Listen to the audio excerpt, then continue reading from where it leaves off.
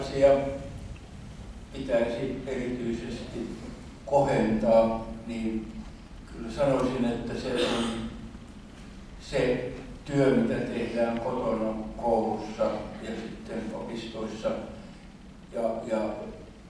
me ollaan rakastuttu tähän PISA-saavutukseen, mutta se on siis pelkkää tämmöistä tiedonhallintaa, mutta sen sijaan tätä elämänhallintaa ja itsetuntoa ja kaikkea sitä, niitä ominaisuuksia, joita nämä nuoret tässä haasteellisessa, joka on uusi sana, eihän sitä ongelmallinen,